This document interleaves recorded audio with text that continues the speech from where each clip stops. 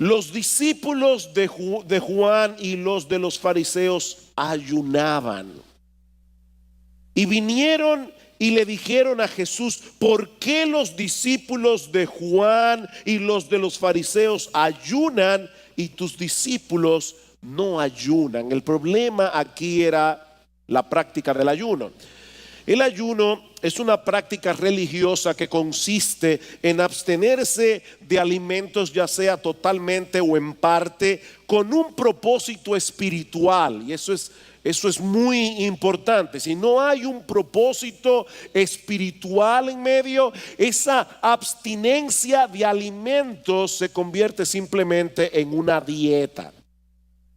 Durante la época del Antiguo Testamento, Dios prescribió un solo ayuno obligatorio para el pueblo de Israel. Y este es un detalle importante. Lo único que la ley exigía a los judíos en cuanto al tema del ayuno es que ayunaran en el día de la expiación, dice en Levítico capítulo 16. Ahora bien, los judíos correctamente solían ayunar de forma voluntaria en momentos de dificultad para buscar el rostro de Dios intensamente en oración, o cuando querían expresar el dolor y la humillación de su arrepentimiento.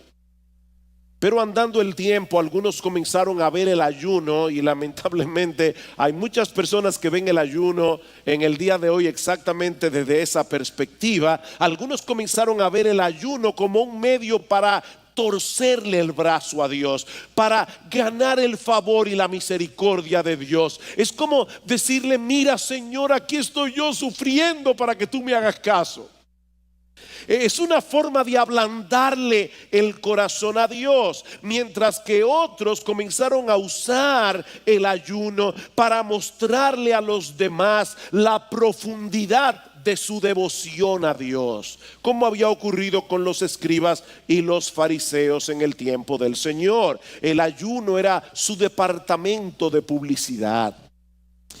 Los fariseos tenían la práctica de ayunar 2 veces a la semana, los lunes y los jueves. Ustedes recuerdan el currículum que presenta el fariseo en la parábola de Lucas 18. Él dice: ayuno 2 veces a la semana. Ellos regularmente apartaban el lunes y el jueves para ayunar, y lo hacían de tal manera que todo el mundo se enteraba de que estaban ayunando. Es a eso que se refiere el Señor cuando dice a sus discípulos en Mateo 6:16: cuando ayunéis, no seáis austeros como los hipócritas, porque ellos demudan sus rostros para mostrar a los hombres que ayunan. Ellos iban por ahí con la cara sin lavar, evidentemente pasando hambre. Y dice Jesús: de cierto digo que ya tienen su recompensa. Lo que quieren es publicidad, ya la tienen, pero no tendrán nada más. Es lo que el Señor está diciendo aquí. Ahora, tal parece que el incidente que se narra en Marcos 2 y que veremos en la mañana de hoy ocurrió inmediatamente después del llamamiento de Mateo, de Leví, que nosotros vimos la semana pasada.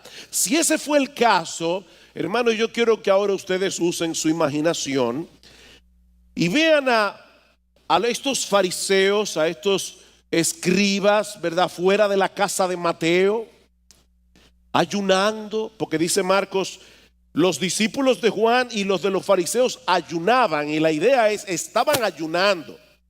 Así que aquí tenemos a Jesús y a los discípulos comiéndose un banquete en la casa de Mateo.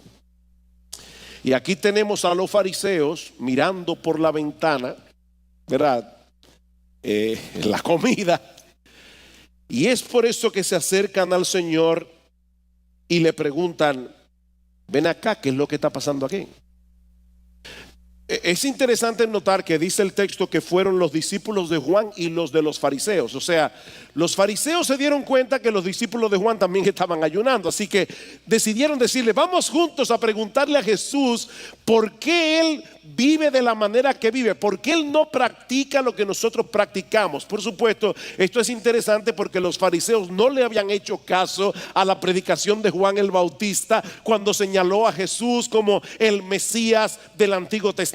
Pero en este caso ellos se juntaron con los discípulos de Juan para desenmascarar la falta de piedad de Jesús. Y es en ese contexto que surge la pregunta: ¿por qué los discípulos de Juan y los de los fariseos ayunan y tus discípulos no ayunan? En otras palabras, si tú eres tan espiritual y un verdadero maestro de las Escrituras, ¿por qué estás allá adentro con tus discípulos comiendo con esa gente?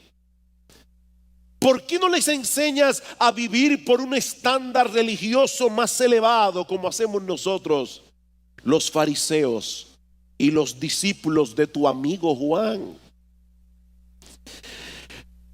Noten, mis hermanos, la respuesta de Jesús, porque Jesús pudo haberle dicho: ustedes están yendo más lejos de la ley de Moisés, porque la ley de Moisés solo prescribe un ayuno al año, en el día de la expiación, y ustedes quieren imponer 2 ayunos cada semana. Pero esa no fue la respuesta de Jesús. Jesús decide aprovechar la pregunta, y ese es el corazón de este pasaje. Jesús decide aprovechar la pregunta para mostrarles a estos fariseos, y de paso darle una lección a los discípulos de Juan, para mostrarles que la religiosidad y el evangelio son diametralmente opuestos entre sí. La religiosidad y el evangelio son diametralmente opuestos entre sí. En primer lugar, porque la religiosidad consiste en apegarse a un conjunto de reglas que, por cierto, le hacen las vidas de los religiosos miserables. Mientras que el cristianismo consiste en tener una relación personal, gozosa y deleitosa con el Señor Jesucristo. Noten el versículo 19. Esta es la respuesta de Jesús. Jesús les dijo: ¿acaso pueden los que están de bodas ayunar mientras está con ellos el esposo? Entre tanto que tienen consigo al esposo, no pueden ayunar. Lo que Jesús está diciendo aquí es que sus discípulos no podían ayunar en ese momento porque Él estaba con ellos. Y estar con Jesús es como estar en una fiesta de bodas. Estar con Jesús es como estar en una fiesta y no como invitado. Nosotros no somos simplemente invitados a la fiesta, nosotros somos la novia. Así que no era apropiado ayunar. Las bodas eran todo un evento en Israel. No eran como hoy: usted hace una ceremonia, ¿verdad?, de media hora, luego viene una recepción y la gente, cada uno se va para su casa. No, las bodas en Israel eran todo un evento. Los amigos de la familia se reunían con los novios, que en vez de irse de luna de miel, se quedaban en casa por una semana completa, en una especie de open house.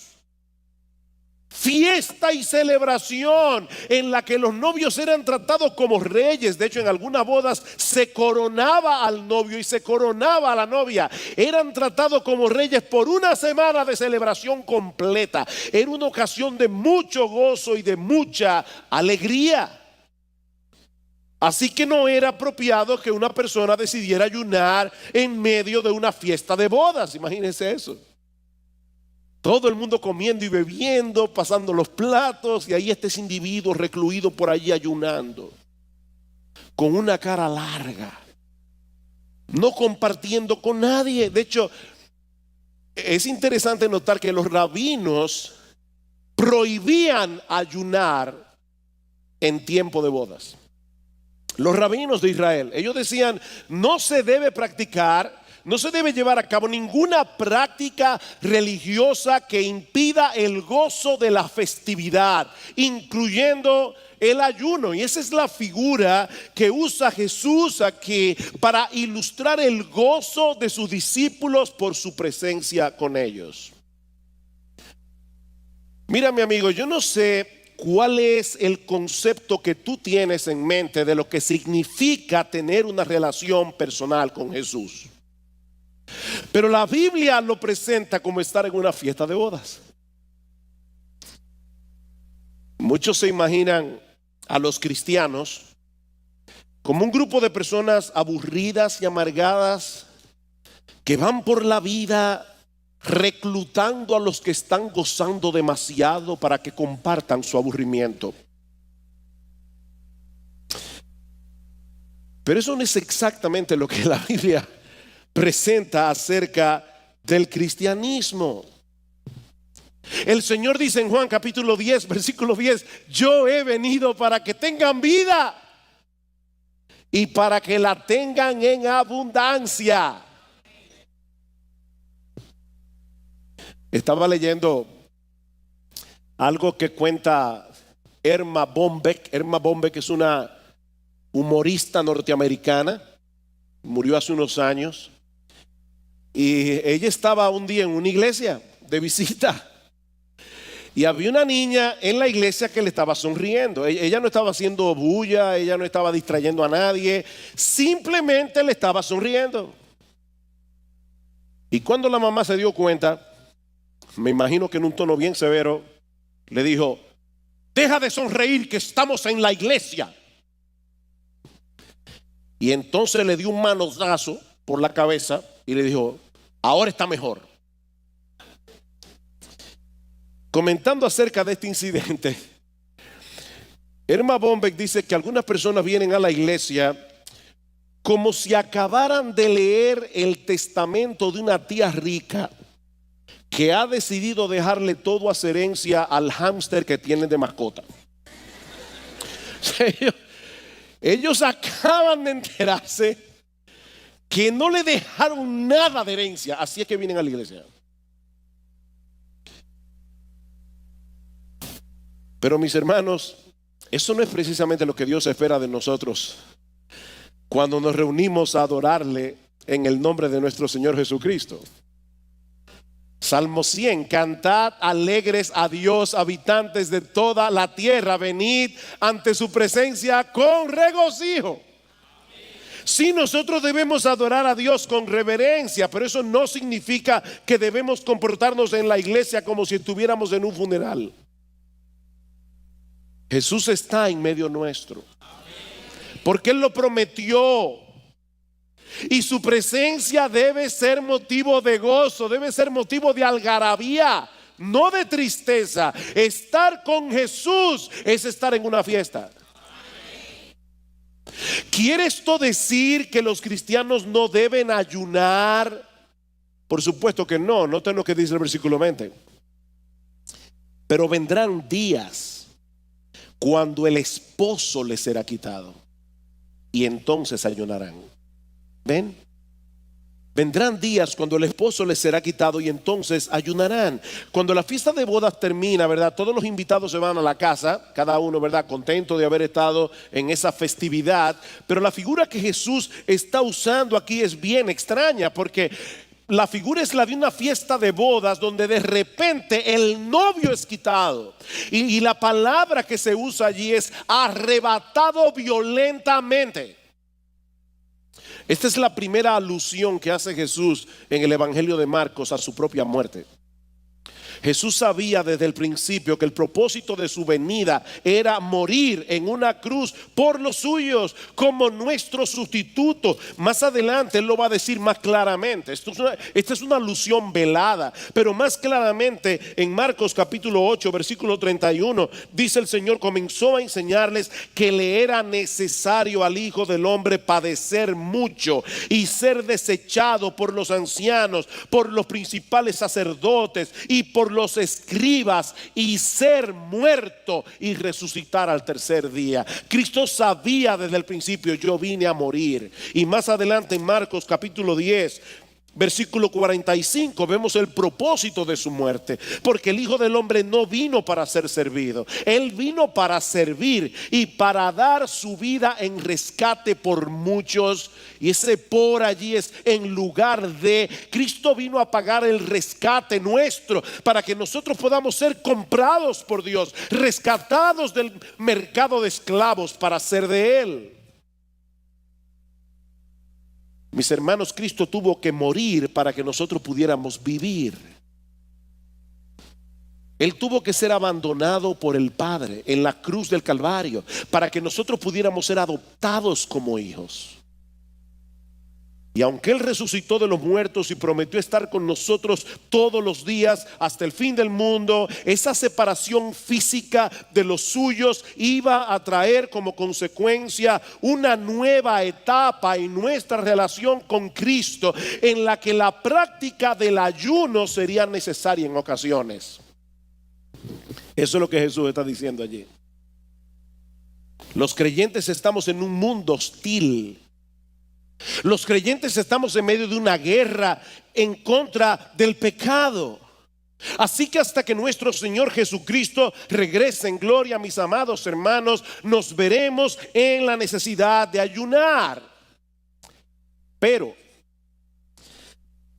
aquí está la segunda diferencia entre el religioso y el cristiano. Y es que el cristiano hace lo que hace no como una práctica legalista, sino como un reflejo de la realidad de su corazón. Esa es otra diferencia. Los cristianos hacen lo que hacen no como una práctica formalista, no como un ritual, no como una ceremonia que hay que hacer. Como los fariseos, ayunamos lunes y jueves, no.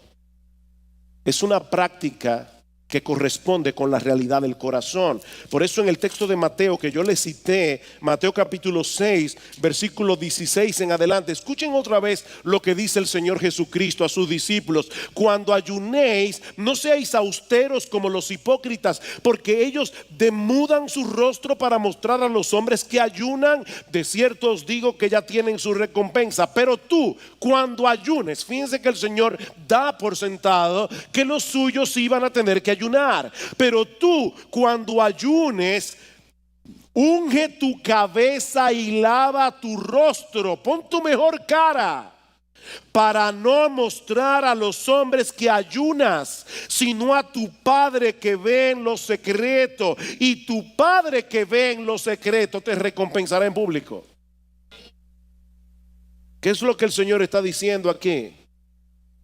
Que el ayuno para el cristiano o cualquier otra práctica religiosa no es un deber establecido para darle pena a Dios, ni mucho menos para hacer un despliegue de espiritualidad. No, mis hermanos, el cristiano se abstiene en ocasiones de alimentos. En ocasiones el cristiano ve la necesidad de poner a un lado el cuidado de su cuerpo que tanto tiempo nos toma, ¿verdad?, para dedicarnos en una forma intensa y particular a buscar el rostro de Dios en oración. Como bien señala un comentarista, Jesús no se opone al ayuno en sí mismo, sino al hecho de ayunar conforme a una regla, como una imposición moral, legalista y ascética que no tiene nada que ver con la realidad del corazón. Mis hermanos, esa es la gran diferencia entre la religiosidad y el evangelio, que uno trata con lo externo, pero el otro trata con el corazón. Lo importante para el religioso es llevar a cabo al pie de la letra los deberes impuestos por su religión. Pero déjame decirte algo, mi amigo: el problema del hombre no radica primariamente en lo que hace o en lo que deja de hacer, sino en la realidad de un corazón dañado delante de Dios. Ese es el problema. Un corazón dañado por el pecado. Y eso no se resuelve sometiéndonos a reglas que hacen la vida miserable. Los fariseos y toda una larga de descendencia religiosa a lo largo de la historia de los fariseos parecen haber llegado a la conclusión de que la forma de ganar el favor de Dios y de llegar a ser más espirituales es hacer lo que no queremos y dejar de hacer lo que sí queremos. Ese es el asunto. Dejar de hacer lo que queremos y hacer lo que no queremos. Como si el hecho en sí mismo de vivir de esa manera sea la forma de conseguir la visa de entrar al cielo o de estar bien con Dios. Pero ¿sabes qué, mi amigo? No importa lo que hagas o lo que dejes de hacer, si tu corazón no es transformado por el poder de Dios. No importa lo que hagas o lo que dejes de hacer. Compartía con mi clase de historia de la iglesia esta semana de un individuo de esos que profesan ser protestantes, pero solamente por costumbre, y vivía en un barrio donde todos eran católicos, y cada cuaresma tenían el mismo problema. El Viernes Santo el individuo sacaba su parrilla y hacía churrasco a la barbecue, y como ustedes se pueden imaginar, el olor, ¿verdad?, en todo el barrio. Así que los vecinos decidieron hacer algo al respecto y predicarle al protestante para que se convierta católico. Así que van y le dicen: mira, nosotros queremos presentarte lo distintivo de nuestra religión, y le hablan y finalmente dice: ¿qué yo tengo que hacer para hacerme católico? No, simplemente bautizarte. Pero eso es muy sencillo. Dice: sí, ven. Lo llevan a la iglesia, el sacerdote le dice, le echa agua en la cabeza, le dice: tú naciste católico, naciste protestante, viviste como protestante, pero a partir de ahora eres católico. Los católicos pensaron que se habían librado del problema, pero llega la próxima cuaresma y otra vez el olor a churrasco. Así que van a ver qué pasó con el vecino y se encuentran con él frente a la carne ¿verdad?, en el barbecue, con un chorrito de agua, diciéndole: tú naciste vaca, te criaste como vaca, pero a partir de ahora eres pescado. Miren, eso parece un chiste, pero es la manera como muchas personas ven el asunto de la religión. Ok, ¿qué es lo que yo tengo que hacer para hacerme evangélico? ¿Cuáles son las reglas de este club? No es que este no es un club. Este no es un club, este es un lugar de gente que estaba muerta en sus delitos y pecados, pero ahora está viva. Es muy diferente. Esto no es simplemente venir aquí y pasar por las aguas del bautismo. Esto es una transformación del corazón. Esa es la enseñanza de Jesús en Marcos capítulo 7. Vayan conmigo allí por un momento. Dice que los fariseos se juntaron, otra controversia más, se juntaron para ir donde Jesús y preguntarle: ¿por qué tus discípulos no se lavan las manos antes de comer? O alguno de ustedes dirá: oye, pero es una regla buena que se laven las manos antes de comer. Pero en este caso no era por un asunto higiénico, era por un asunto religioso. Ellos hacían eso para agradar a Dios. Así que Jesús les responde a estos escribas y fariseos hipócritas. Versículo 6: bien profetizó de vosotros Isaías, como está escrito: este pueblo de labios me honra, mas su corazón está lejos de mí. ¿Ven dónde está el problema? El problema está en el corazón. Y dice más adelante, versículo 14: y llamando así a toda la multitud, les dijo: oídme todos y entended, nada hay fuera del hombre que entre en él que le pueda contaminar, pero lo que sale de él, eso es lo que contamina al hombre. No es lo de afuera, el problema lo tenemos adentro. Versículo 21: porque de dentro del corazón de los hombres salen los malos pensamientos, los adulterios, las fornicaciones, los homicidios, los hurtos, las avaricias, las maldades, el engaño, la lascivia, la envidia, la maledicencia, la soberbia y la insensatez. Todas estas maldades de dentro salen y contaminan al hombre. El problema está en el corazón. ¿Cuál es la solución? Que el corazón se ha transformado. Y eso es precisamente lo que hace Jesús por medio del Evangelio. Mi amigo, venir a ser cristiano no consiste en cambiar un conjunto de reglas por otras. Venir a ser cristiano no consiste en cambiar un conjunto de ceremonias por otras ceremonias. Eso es como querer curar el cáncer cambiando el vestuario del paciente. No, el cáncer sigue allí. Se necesita una quimioterapia más poderosa que esa. La solución de tu problema delante de Dios comienza reconociendo que el cambio que necesitas está completamente fuera de tu alcance. Completamente fuera de tu alcance, porque nunca podrás pagar la deuda que tienes con la justicia divina, y nunca podrás por ti mismo cambiar tu corazón de piedra en un corazón de carne que sea sensible a la voz de Dios. No puedes. No puedes. Somos orgullosos por naturaleza, somos rebeldes por naturaleza, somos idólatras por naturaleza. Nunca aceptaremos el señorío de Cristo sobre nuestras vidas. Nunca. A menos que se opere un cambio muy profundo en el asiento mismo de nuestra personalidad. Un cambio tan profundo que la Biblia lo compara con un nuevo nacimiento. ¿Tú oíste eso, amigo? Tú necesitas nacer de nuevo. Eso fue lo que Jesús le dijo a Nicodemo.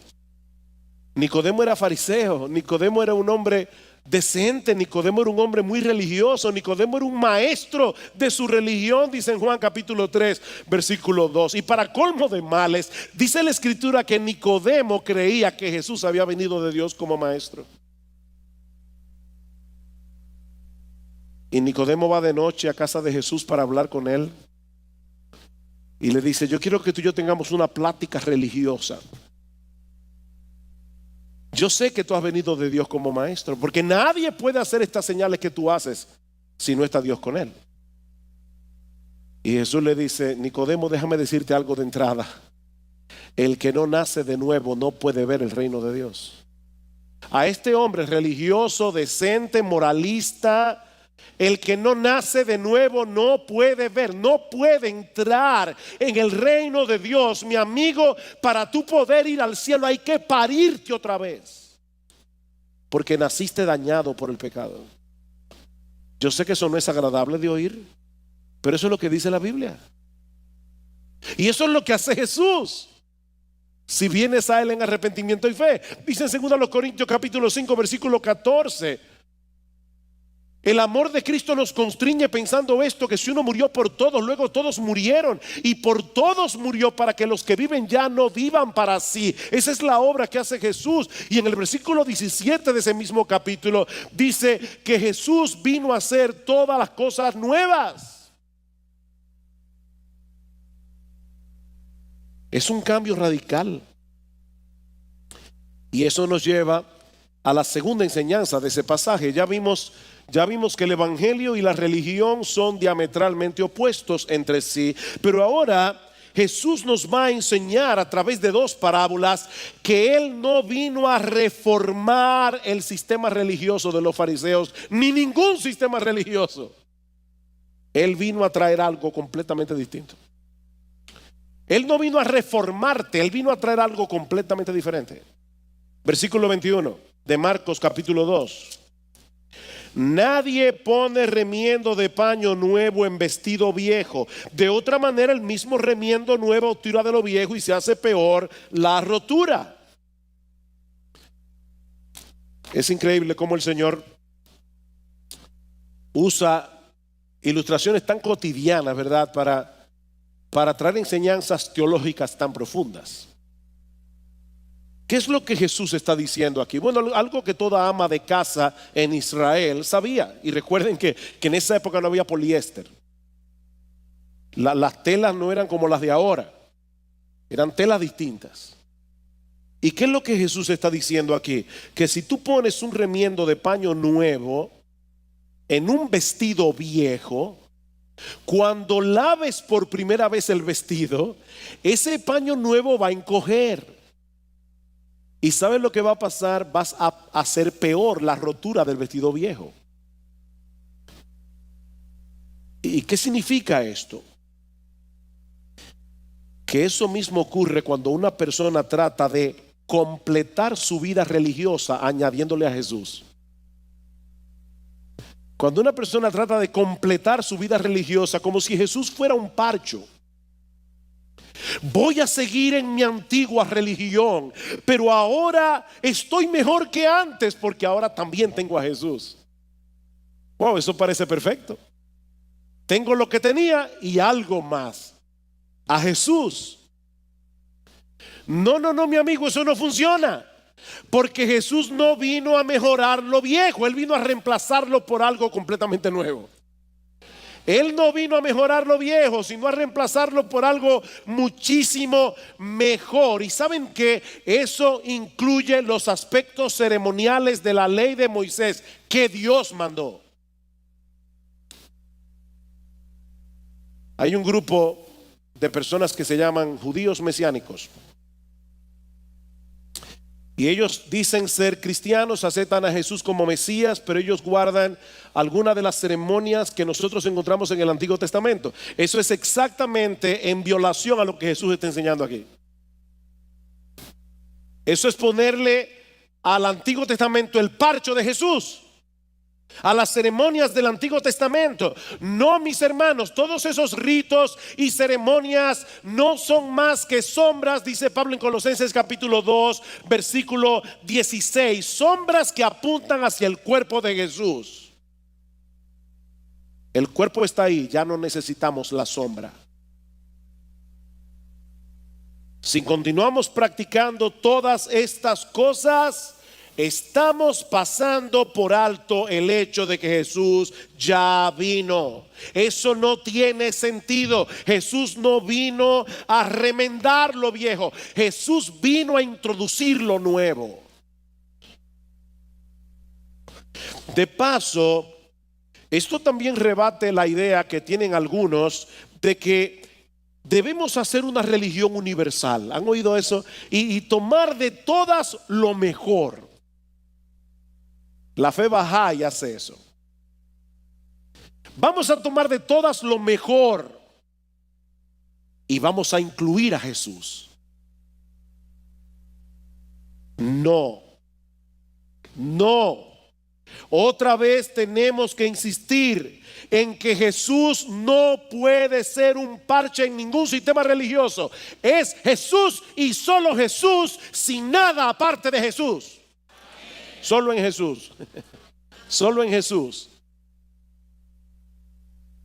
Él dijo claramente: yo soy el camino, yo soy la verdad, yo soy la vida. Nadie viene al Padre sino por mí. Nadie. Y en Hechos capítulo 4 versículo 12 dice el apóstol Pedro: porque en ningún otro hay salvación. En ningún otro, ni en Buda, ni en Mahoma, ni en Confucio, ni en Lao Tse, ni en nadie. En ningún otro hay salvación, porque no hay otro nombre bajo el cielo dado a los hombres en el cual podamos ser salvos. Solo en el nombre de Jesús. Jesús no es un parcho. Y Pablo dice en 1 Timoteo capítulo 2 versículo 5: hay un solo Dios, hay un solo Dios y hay un solo mediador. Un solo mediador entre Dios y los hombres, Jesucristo hombre. Un solo mediador. La otra ilustración que usa el Señor es la del vino nuevo en odres viejos. Dice el versículo 22: nadie echa vino nuevo en odres viejos. De otra manera, el vino nuevo rompe los odres y el vino se derrama y los odres se pierden. Pero el vino nuevo en odres nuevos se ha de echar. Es la misma enseñanza de la parábola anterior. Los odres en los que se echaba el vino en aquellos días se hacía generalmente de pieles de cabra. Esas pieles de cabra con el paso del tiempo se secaba y perdían su capacidad de elasticidad. Cuando se echaba vino nuevo en un odre nuevo, no había problemas, porque el odre nuevo se iba a expandir cuando el vino comenzara a fermentar. Pero si tú echabas vino nuevo en un odre viejo, la fermentación lo iba a reventar tarde o temprano. Y como dice Jesús, se va a perder el odre y se va a perder el vino. ¿Qué es lo que el Señor quiere mostrarnos con esta ilustración? Que el evangelio de la gracia no puede armonizar con la antigua estructura del judaísmo ni con ninguna religión de factura humana, con ninguna. El vino nuevo de la gracia solo puede ser echado en un nuevo corazón transformado por el poder del evangelio. No se puede echar vino nuevo en un odre viejo. No podemos pretender hacer una simbiosis entre lo bueno y lo nuevo y lo viejo, entre la religiosidad y el evangelio, porque esa simbiosis no funciona. Tienes que abandonar por completo cualquier cosa en la que tú hayas puesto tu esperanza y descansar únicamente en Cristo y en su obra redentora en la cruz del Calvario, solo en Él. Ven, hermanos, cuán importante es este pasaje de las Escrituras. El asunto aquí no es el ayuno. El corazón de este texto es la enorme diferencia que hay entre el evangelio y la religión humana.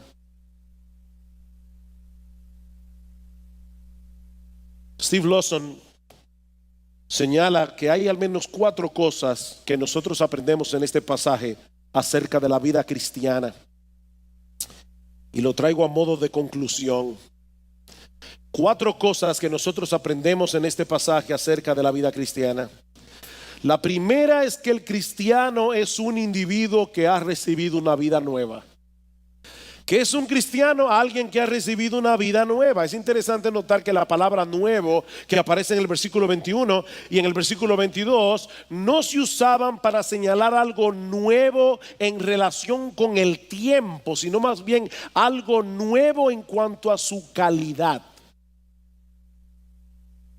En otras palabras, el cristiano es alguien que ha recibido una nueva vida que pertenece a una clase completamente diferente a la vida que antes tenía. Es una vida nueva, es una vida de otro tipo. No es un individuo que de repente dice: ahora voy a ir a la iglesia todos los domingos, voy a comenzar a leer la Biblia, voy a orar antes de la comida, voy hasta a ofrendar. Mira qué cosa más grande. No es eso, no es eso. El cristiano es alguien que ha recibido una vida nueva. Mis hermanos, antes de ser cristianos, nosotros éramos ese vestido viejo al que no se le podía poner el parche de Jesús. Nosotros éramos ese odre viejo al que no se le podía echar el vino nuevo de la gracia redentora de Cristo, porque nos hubiera reventado.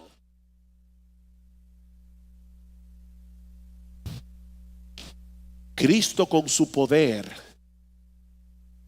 hizo de nosotros un nuevo odre. Wow. Él con su poder hizo de nosotros un vestido nuevo. No un vestido con un parche, un vestido completamente nuevo. ¿Saben cuál es ese vestido? El vestido de su justicia perfecta. Es un vestido nuevo, es un odre nuevo. Dios tuvo que transformar completamente nuestra vida para que la vida de Jesús viniera a ser ahora nuestra vida. Por eso es que en Juan capítulo 17 versículo 3 se define la vida eterna como: esta es la vida eterna, dice el Señor, que te conozcan a ti, el único Dios verdadero, y a Jesucristo, a quien has enviado. La vida eterna consiste en comunión con Jesús. En segundo lugar, un cristiano, según este pasaje, es un individuo que ha recibido un nuevo gozo. Es un individuo que ha recibido un nuevo gozo. Eso es más que evidente en la figura de la fiesta de bodas que usa Jesús aquí. ¿Qué dice el Señor en Juan capítulo 15 versículo 11? Estas cosas os he hablado para que mi gozo esté en vosotros y vuestro gozo sea completo. Mi gozo. en vosotros. Nosotros tenemos un nuevo gozo, el gozo de saber que todos nuestros pecados fueron perdonados. El gozo de saber que nosotros podemos morirnos ahora mismo y abriremos los ojos en la presencia de Dios. El gozo de saber que el Dios que creó los cielos y la tierra es nuestro Padre.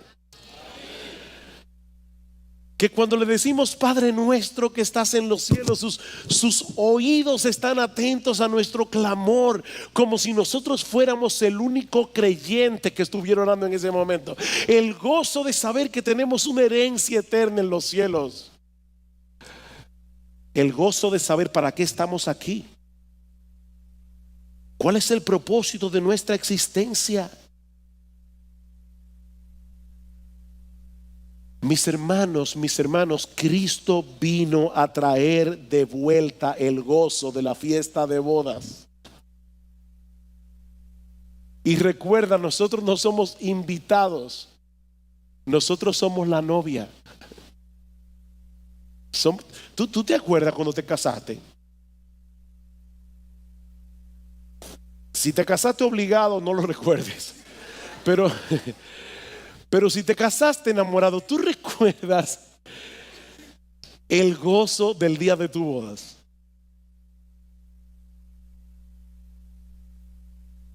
Nosotros somos la esposa del Cordero. Nosotros somos la novia de Jesús. Y no porque seguimos un conjunto de reglas, sino porque hemos entregado nuestra vida entera a Cristo en arrepentimiento y fe. En tercer lugar, este pasaje nos enseña que un cristiano es un discípulo que ahora tiene un nuevo dueño. Es un discípulo que ahora tiene un nuevo dueño. La pregunta de los fariseos fue: ¿por qué los discípulos de Juan y los de los fariseos ayunan y tus discípulos no ayunan? Nosotros somos sus discípulos, nosotros somos seguidores de Jesús. Y esto es importante porque alguien puede escuchar todo lo que hemos dicho hasta aquí y pensar: qué bueno que se está hablando en contra de esos legalistas que siguen tantas reglas. Yo no sigo ninguna porque tengo a Jesús. No, ese no es el punto. Ese no es el punto. La diferencia entre el legalista y el cristiano no es que el legalista se apega a un conjunto de reglas mientras que el cristiano vive como le da la gana. No, esa no es la diferencia.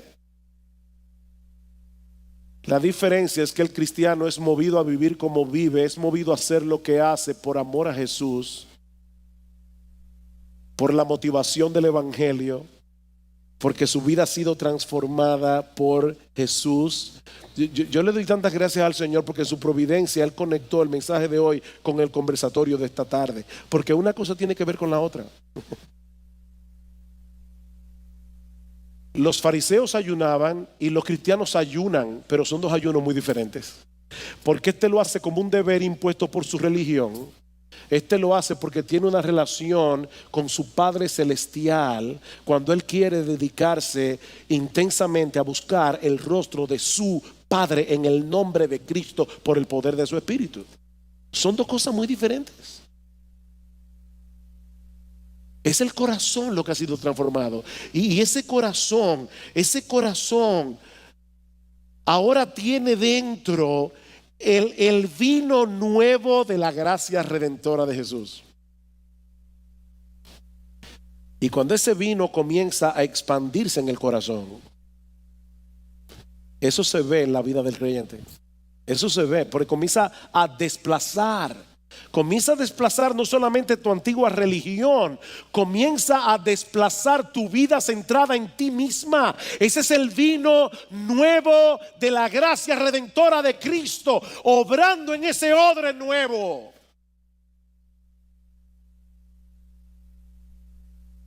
Y en cuarto lugar, este pasaje también nos enseña que un cristiano es un individuo que nunca va a ser entendido por el mundo. Nunca. Los fariseos no podían entender por qué los discípulos de Jesús no se comportaban como ellos esperaban. Mi hermano, el mundo nunca te entenderá. El mundo nunca entenderá tu gozo. El mundo nunca entenderá tus prioridades. El mundo nunca entenderá tus valores. No lo pretendas. El mundo nunca te entenderá porque tú tienes una vida nueva que es completamente desconocida para ellos. Ellos no pueden entender al cristiano. Nuestra vida está escondida con Cristo en Dios, dice Pablo.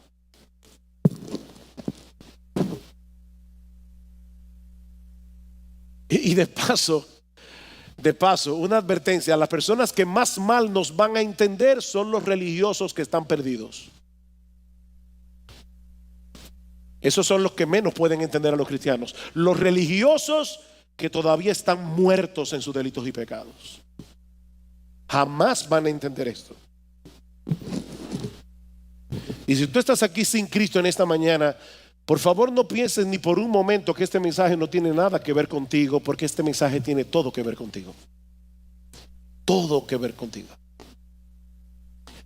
Yo espero que este mensaje te ayude a examinarte objetivamente, para que puedas darte cuenta si tú eres un mero religioso o si de verdad tú tienes una relación personal, deleitosa y gozosa con el Señor Jesucristo. Si en verdad tú te has arrepentido de tus pecados y has creído únicamente en Cristo para la salvación de tu alma. Usted ve, pastor, yo no tengo ese problema porque yo soy completamente irreligioso. No, tú tienes un problema, porque el asunto aquí no es ser irreligioso tampoco. El asunto es tener a Cristo y estar conectado con Cristo, vitalmente con Cristo, venir a Cristo en arrepentimiento y fe. Así que, mi amigo, yo te estoy invitando en esta mañana. Yo te estoy invitando, si eres religioso o si eres irreligioso, yo te estoy invitando a que vengas a la fiesta. Ven a la fiesta. No te quedes afuera mirando por la ventana. Ven a la fiesta.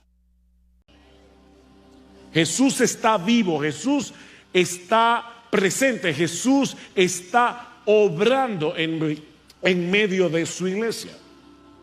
Ahora pensemos cómo esta enseñanza debería impactar todo lo que nosotros hacemos como iglesia, comenzando con nuestro servicio de adoración. Mis hermanos, ¿por qué vinimos hoy a la iglesia? ¿Por qué tú viniste a la iglesia hoy? Bueno, nosotros venimos a la iglesia cada domingo porque Jesús nos ha convocado. Jesús nos ha convocado. Y porque creemos que Él está presente en medio nuestro, obrando y enseñando por medio de su palabra predicada. Y yo te pregunto, ¿tú crees eso? O sea, más allá del hombre común y corriente, totalmente ordinario, que se para en este púlpito cada domingo a predicar la palabra de Dios, ¿tú crees, mi amado hermano, que cada domingo cuando tú llegas a este lugar, Jesús viene en su espíritu desde el cielo, está presente en medio nuestro, obrando entre la iglesia por medio de su palabra? Jesús está vivo, Jesús está presente, Jesús está obrando y enseñando por medio de su palabra a través de su espíritu. Y otra vez yo te pregunto, mi hermano, mi hermana, ¿tú vienes a la iglesia cada domingo con esa expectativa? Tú vienes cada domingo con esa expectativa. Porque si realmente creemos que Jesús está vivo, si realmente creemos que Jesús está activo hoy en su iglesia, eso debe cambiar radicalmente la manera en que tú y yo venimos a adorar aquí. O la manera como nos edificamos unos a otros en otros contextos. De hecho, los mismos apóstoles necesitaban esa perspectiva antes de salir a cumplir la gran comisión. Noten lo que dice Lucas en el versículo 3. Y de paso debo decirles que en esta serie no se frustren porque nosotros vamos a estar viendo grandes secciones de Hechos cada domingo. Así que no podemos detenernos en cada detalle. Hoy vamos a ver el capítulo 1 completo, el próximo domingo vamos a ver el capítulo 2 completo, son 47 versículos. Pero vean lo que dice Lucas en el versículo 3. A estos también, después de su padecimiento, se presentó vivo con muchas pruebas convincentes, apareciéndoseles durante 40 días. 40 días. Lucas nos está diciendo aquí que los discípulos no tuvieron una alucinación colectiva. Los discípulos no vieron un fantasma. Ellos vieron a Cristo, hablaron y de hecho comieron con Él, dice en Lucas capítulo 24, versículo 43. Ellos escucharon a Jesús hablarles, enseñarles. Ellos vieron sus manos, sus pies traspasados en la cruz. Era el mismo Cristo que ellos habían visto morir, ahora estaba vivo delante de ellos. Y Lucas dice, con muchas pruebas convincentes.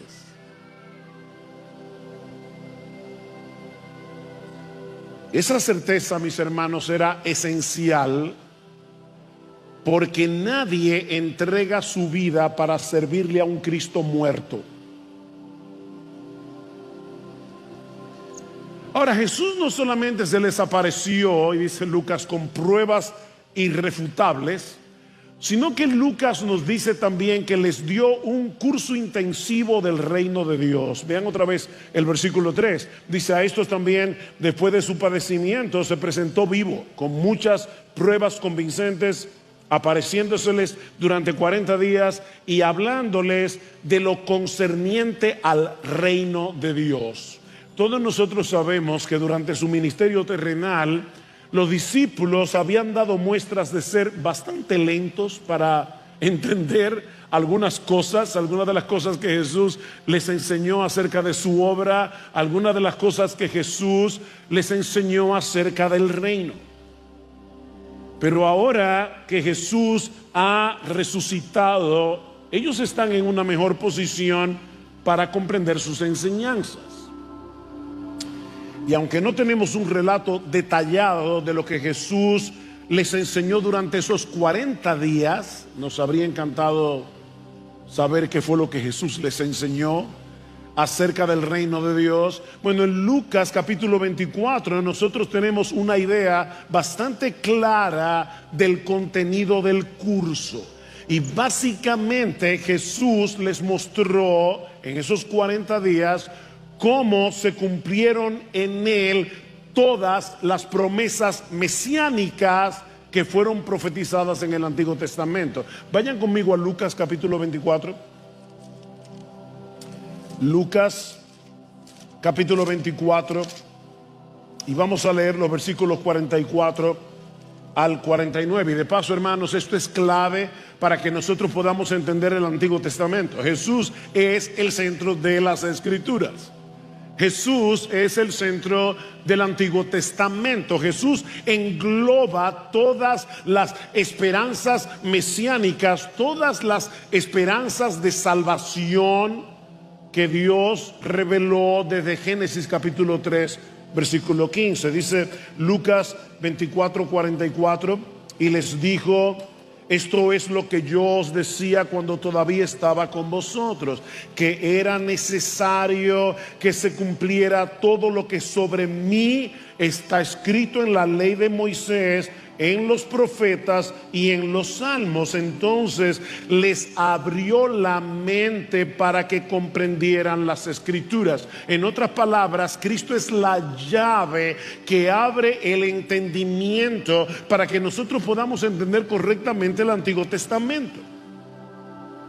Versículo 46. Y les dijo: así está escrito, que el Cristo padeciera y resucitara de entre los muertos al tercer día. Y ahora escuchen: y que en su nombre se predicara el arrepentimiento para el perdón de los pecados a todas las naciones, comenzando desde Jerusalén. Vosotros sois testigos de estas cosas. Y he aquí, yo enviaré sobre vosotros la promesa de mi Padre, el Espíritu Santo, pero vosotros permaneced en la ciudad hasta que seáis investidos de poder de lo alto. Ellos necesitaban entender dos cosas esenciales antes de salir a cumplir la gran comisión. La primera es que todas las promesas mesiánicas del Antiguo Testamento se cumplen en Jesús. La segunda es que la predicación del Evangelio a todas las naciones siempre fue el plan original de Dios. ¿Notaron que Cristo dice: era necesario que el Cristo padeciera, era necesario que se predicara el Evangelio a todas las naciones? Mis hermanos, cuando Dios llamó a Abraham para formar el pueblo de Israel, ¿cuál fue la promesa? En ti serán benditas todas las familias de la tierra. El plan de Dios desde el principio fue alcanzar al mundo entero, no solamente a la nación de Israel. Y como veremos en un momento, eso era fundamental, porque todavía después de Jesús haber resucitado, los discípulos tenían una visión muy localista del reino de Dios. Así que antes de salir a predicar, ellos necesitaban instrucción, y Jesús se las dio durante 40 días. Pero también necesitaban esperar. Lo que nos lleva a nuestro segundo encabezado: la espera necesaria para cumplir la misión. Ya vimos la continuación de la misión. Jesús sigue haciendo desde el cielo lo mismo que comenzó a hacer y enseñar cuando estaba en la tierra. La continuación de la misión. Veamos ahora la espera necesaria para la misión. Hechos capítulo 1, versículos 4 al 5. Y reuniéndoles les mandó que no salieran de Jerusalén, sino que esperaran la promesa del Padre, la cual les dijo: oísteis de mí. Pues Juan bautizó con agua, pero vosotros seréis bautizados con el Espíritu Santo dentro de pocos días. Mis hermanos, yo necesito que ustedes vengan a la iglesia cada domingo a partir de ahora con su imaginación encendida, con su capacidad imaginativa encendida. Vamos a ponernos por un momento en el lugar de los apóstoles. Ellos han visto a Cristo levantarse de los muertos. Ellos saben que han sido comisionados a predicar el mensaje más trascendental de la historia, un mensaje de vida o de muerte. Ahora, imaginen la emoción, imaginen el entusiasmo. De hecho, Lucas concluye su evangelio diciendo que después de ver a Cristo ascender a los cielos, los discípulos le adoraron y volvieron a Jerusalén con gran gozo, y estaban siempre en el templo alabando y bendiciendo a Dios. Ellos están llenos de gozo, ellos están llenos de un santo entusiasmo, pero en vez de enviarlos de inmediato a predicar, Jesús les ordena que se queden en Jerusalén, que no salgan para ningún lado.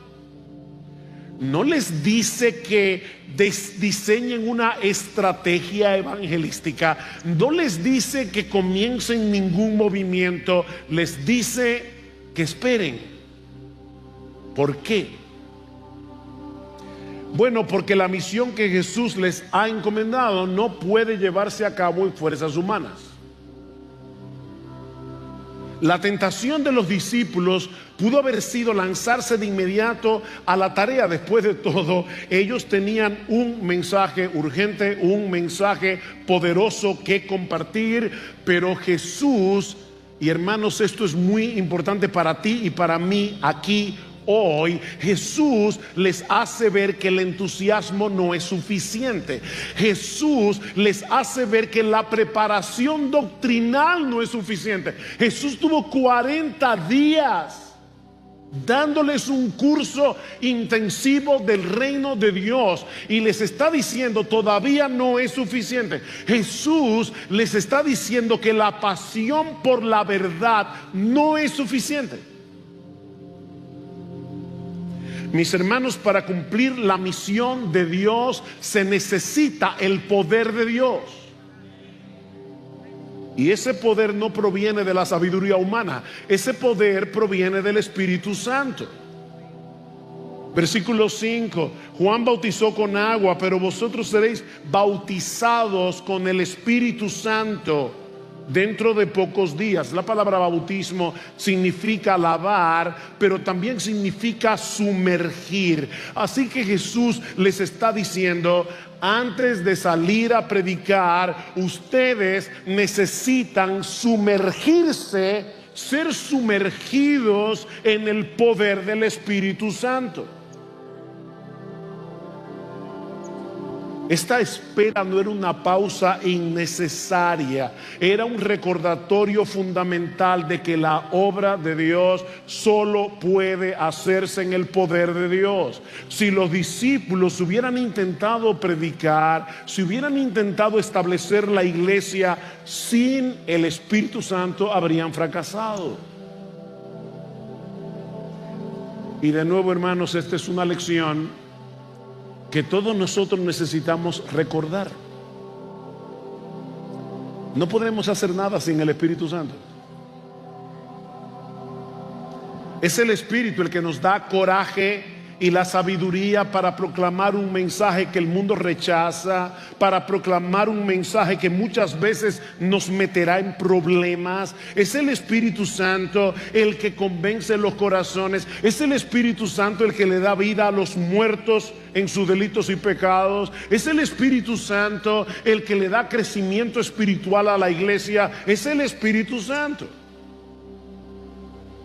No es nuestra elocuencia lo que convence los corazones, es el Espíritu. No es nuestra sabiduría lo que edifica a la iglesia, es el Espíritu. No es nuestro esfuerzo lo que produce frutos, es el Espíritu. Necesitamos depender del Espíritu en todo lo que hacemos, como creyentes individuales y como iglesia. ¿Y sabes cómo se manifiesta esa dependencia? Más que nada en nuestra vida de oración. No deja de ser interesante que en el libro de los Hechos se menciona la oración 31 veces. Se hace referencia a la oración en el libro de los Hechos en 20 de los 28 capítulos del libro. Lucas nos está diciendo la oración es trascendental, la oración es importantísima. No podemos hacer la obra de Dios sin una dependencia consciente de Él en oración.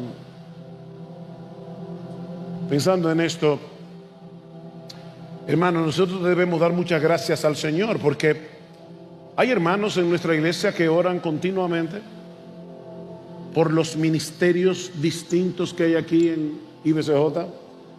Hermanos que oran por sus pastores. Yo les creo cuando ustedes se acercan a nosotros y nos dicen: pastores, nosotros oramos por ustedes continuamente. Por favor, no dejen de orar. Por favor, les rogamos, nunca lleguen a confiar tanto en sus pastores que dejen de orar.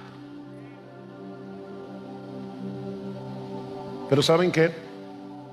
Iglesia Bíblica del Señor Jesucristo, Nosotros necesitamos seguir creciendo en nuestra conciencia de la urgente necesidad de depender en oración del Espíritu Santo. Nosotros necesitamos seguir creciendo en nuestra vida individual de oración. Necesitamos que este lugar se llene de creyentes cada miércoles cuando nos acercamos a Dios corporativamente para rogar por esta iglesia. Necesitamos al Espíritu Santo. No recuerdo quién era que decía que, dice, yo temo que si a la iglesia le quitaran al Espíritu Santo de un día para otro no se daría cuenta.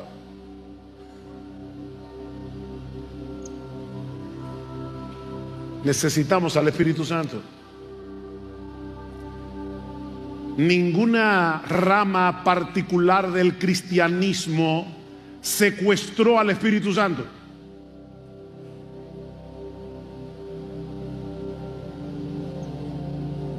La iglesia de Cristo necesita al Espíritu Santo. La iglesia de Cristo necesita orar. La iglesia de Cristo, iglesia bíblica, IBCJ, necesitamos venir este 25, sábado 25 de enero, a presentarnos delante del Señor en ayuno y oración. Necesitamos el poder de Dios para hacer la obra de Dios.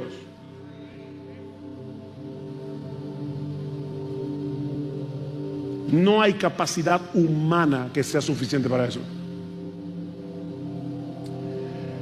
Ahora, esta enseñanza de Jesús sobre el reino de Dios levantó una inquietud en los discípulos.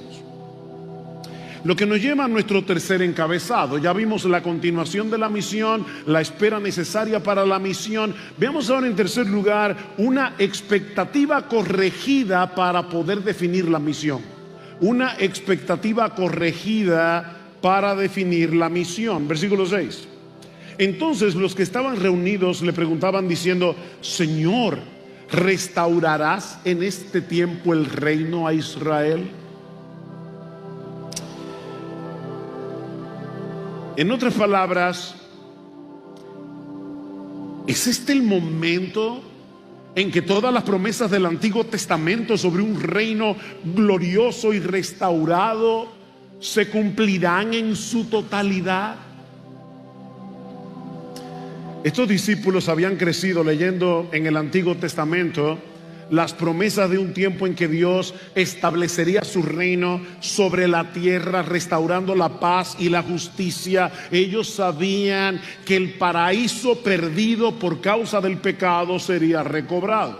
Así que, mis hermanos, la expectativa de los discípulos estaba bien fundamentada, pero era incompleta. Los discípulos están evidenciando aquí dos problemas, y de paso, increíblemente son dos problemas que todavía permanecen al día de hoy en muchas iglesias evangélicas. ¿Cuáles son los dos problemas que ellos manifiestan? En primer lugar, una indebida curiosidad escatológica, y en segundo lugar, una visión demasiado estrecha del reino de Dios. Una indebida curiosidad escatológica y una visión demasiado estrecha del reino de Dios. Versículo 7. Y Él les dijo, hermanos, escuchen lo que dice Jesús: no os corresponde a vosotros saber los tiempos ni las épocas en que el Padre ha fijado con su propia autoridad. No nos corresponde saber esto. Pero recibiréis poder cuando el Espíritu Santo venga sobre vosotros. ¿Y qué pasará? Me seréis testigos en Jerusalén. Muy bien, Jerusalén. En toda Judea, perfecto. Y en Samaria, y hasta lo último de la tierra. En otras palabras, no se preocupen por el cuándo, porque a ustedes no les corresponde saber eso, mis hermanos. Esa curiosidad escatológica puede ser muy peligrosa por dos razones. En primer lugar, porque puede terminar produciendo una profunda decepción. ¿Ustedes saben cuántos creyentes a lo largo de la historia le han dicho que ya Cristo viene el día tal y que ya esta guerra o aquella otra guerra o lo que está pasando aquí es una evidencia clara de que ya llega el fin del mundo. ¿Cuántos creyentes pensaron que Napoleón era el anticristo y que ya llegaba el fin del mundo? ¿Cuántos creyentes pensaron que Hitler era el anticristo? ¿Cuántos creyentes vieron la Primera Guerra Mundial, la Gran Recesión, la Segunda Guerra Mundial? Cristo viene y todavía estamos aquí. Y muchos pueden ser decepcionados. Pero por otra parte, esa indebida curiosidad escatológica desvía nuestra atención de la misión que tenemos delante. Cristo está diciendo que no os corresponde a ustedes saber esto porque ustedes tienen ahora otra misión.